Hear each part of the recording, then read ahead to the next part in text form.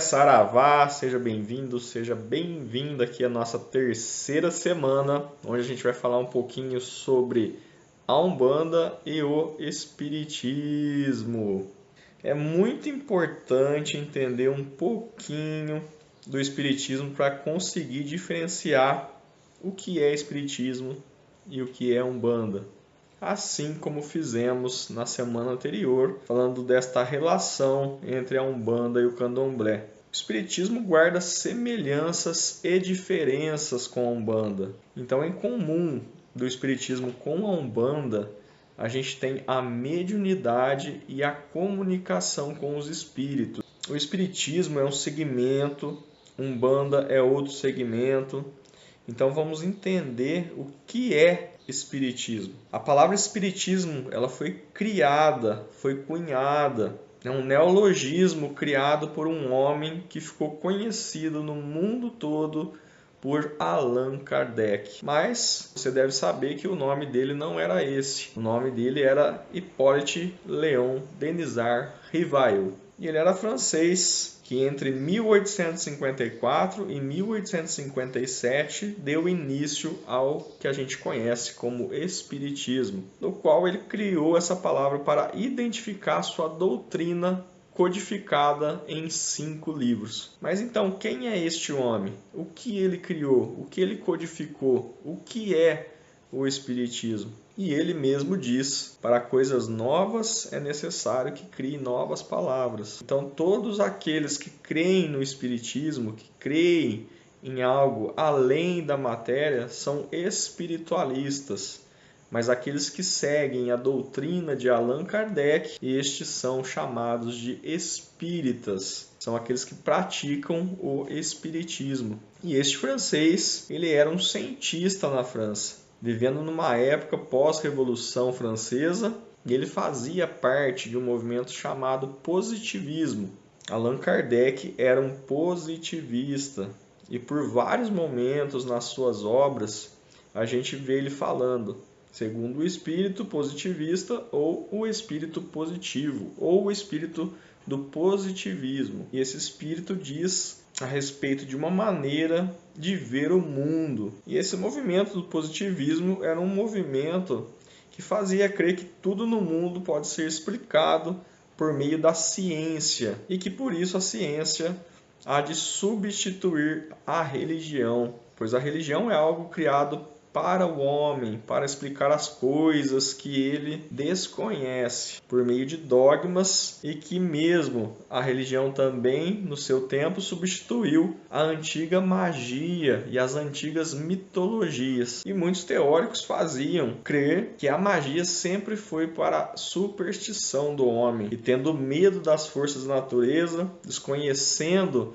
como essas forças da natureza agem, por causa do medo, esse homem criou a magia, que é pura superstição, que não funciona, não tem efeito nenhum, que não serve para nada. Só serve para este homem, de alguma forma, esvaziar o seu medo.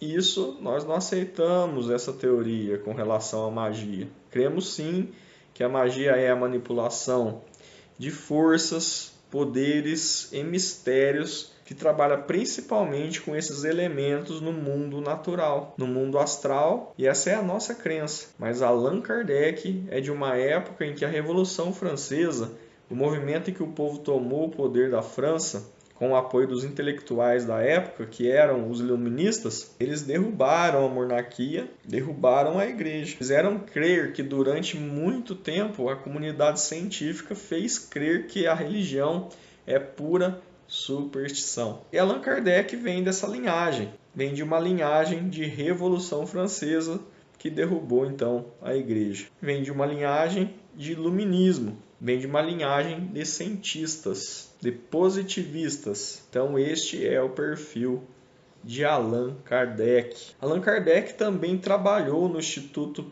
Pestalozzi, é uma instituição de ensino no qual a especialidade era a metodologia de ensino. Então Allan Kardec era especialista em criar métodos ou descobrir quais os melhores métodos para ensinar. Mas aí vem aquela pergunta que não quer calar, né, Pedro? Ensinar o quê, né? Ensinar qualquer coisa, qualquer método para ensinar, por exemplo, matemática, línguas, astronomia, física, etc. E assim sendo, ele era professor de muitas matérias. Um homem de bem que inclusive dava aulas na sua casa para pessoas que não tinham condição de ir a um instituto. Allan Kardec era até cético e certa vez foi visitar um fenômeno chamado fenômeno das mesas girantes, muito parecido com o que a gente tem no Brasil, pelo menos aqui em São Paulo, no estado de São Paulo, é chamado de brincadeira do copo. Eu mesmo, na minha época de colégio, eu vi muito dessas brincadeiras entre as crianças da minha época. E eu digo criança porque, de fato, naquela época era brincadeira, era algo que um adulto não fazia. E também porque essa brincadeira do copo realmente não deveria ser feita como brincadeira. Para quem não conhece, as pessoas se juntavam, aquelas adolescentes na época, né, que ainda hoje deve ter algo do tipo, eles se reuniam ali no chão ou em volta de uma mesa, colocavam letras, números e um copo bem no meio da mesa. Tem até filmes, né? E também é conhecido como a Ouija, tábua a Ouija ou mesa a Ouija. E ali se faz uma invocação para chamar a presença de espíritos. Aí se põe o dedo em cima do copo e começa a perguntar, fazer perguntas para os espíritos que estão ali presentes.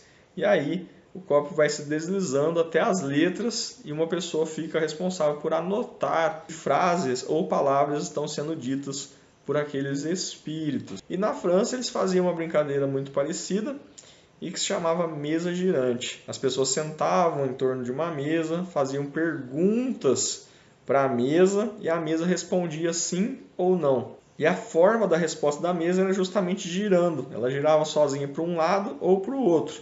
Um lado era sim e o outro lado era não. E Allan Kardec, um cientista, ele esteve presente, ele viu o fenômeno da mesa girante e ele viu que não é possível aquela mesa se mover sozinha. Lembrando que ele era muito cético. Então, na época, ele ficou até um pouco incrédulo em ver que a mesa se movia sozinha, sem a intercessão de ninguém. A mesa também dava estralos e flutuava. As pessoas tinham a ideia de colocar as letras na mesa e aí começou a perguntar e fazer aquelas perguntas, né, e obter as respostas, assim como na mesa Ouija. Então começou a ser questionado se isso poderia ser um fenômeno da mente humana, a mente daquelas pessoas, né, que faziam parte do processo, parte daquele rito. No entanto, aquelas mesas respondiam perguntas de assuntos até que aquelas pessoas não dominavam na época. Então a mesa começou a se revelar como um movimento que se dava por intermédio da presença de um espírito. A mesa não fala, logicamente. Então, um espírito falava utilizando essa mesa para se comunicar. E ali os espíritos falavam onde tinham desencarnado, que época que viveram, enfim, coisas do tipo. E Allan Kardec viu ali um fato. Os espíritos se comunicavam através daquela mesa. Mas Allan Kardec não tinha nada a ver com religião. Apenas começou a estudar cientificamente o fenômeno. E começou então a aplicar um método acadêmico para criar uma teoria, comprovação e veracidade desse fenômeno e classificá-lo como um fato científico. O fato de uma mesa se mover, responder perguntas por intermédio dos espíritos. E foi assim que nasceu, então, os primeiros estudos de Allan Kardec. E um dos espíritos manifestantes lhe revelou uma outra encarnação, dizendo para Allan Kardec que em vidas anteriores ele teria sido um druida, que é um sacerdote da cultura celta, da religião celta. Para a gente entender um pouquinho melhor, lembra aquela figura do Merlin, do mago Merlin. Um druida seria mais ou menos aquilo lá. Ou o mago cinzento do filme O Senhor dos Anéis. Então, para quem gosta, né, dessa temática, é interessante até assistir esses filmes para ver como é um druida, né? As Bruxas de Avalon é bastante legal e também O Senhor dos Anéis mostra esse mago nesse estilo celta. Então a cultura celta é uma cultura voltada para a natureza. Tem religião, magia, cultos às divindades e etc. Tem inclusive muito a ver com a Umbanda. Mas ali na França, esse antigo druida agora é chamado de Allan Kardec.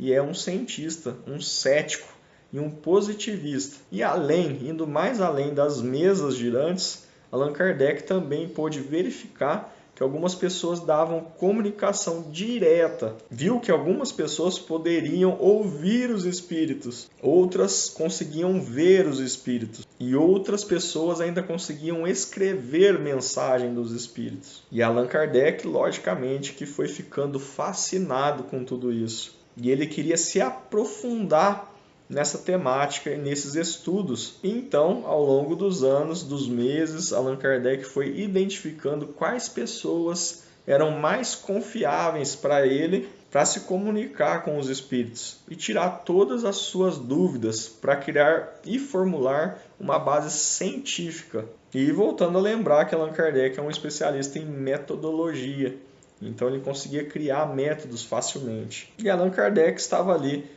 diante do maior questionamento do ser humano.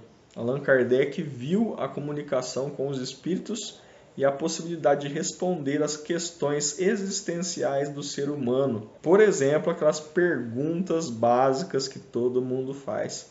Por que estou aqui? De onde eu vim?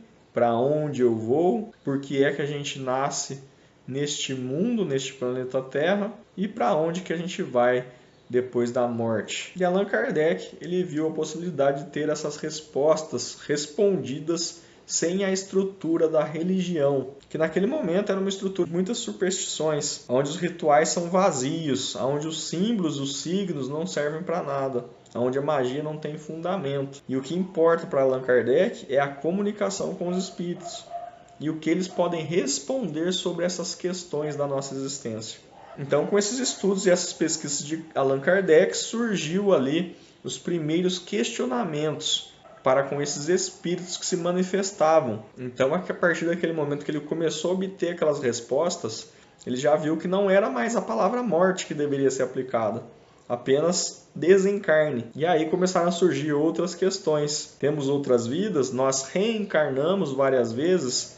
Quantas vezes? E ao desencarnar, vamos para onde? Como é a vida dos espíritos? E Allan Kardec era ali o questionador. Então ele fez várias e várias perguntas, centenas e centenas delas. E aí surge então o Livro dos Espíritos, que é o primeiro livro de Allan Kardec. E neste livro ele pergunta sobre Deus, pergunta sobre os anjos, pergunta como os espíritos se relacionam, pergunta também sobre o céu, sobre o inferno. E ele pegou, logicamente, todas essas perguntas e colocou nesse primeiro livro, que é um livro que serve para dar uma visão sobre o mundo dos espíritos. Quem são os espíritos, para onde eles vão, como eles vivem. Kardec, naquele momento, vislumbra a libertação de qualquer religião com relação a esse questionamento, porque ele só quer saber cientificamente, a partir dos fatos, considerando que a palavra dos espíritos já são fatos, já que aqueles que se foram dessa para uma melhor,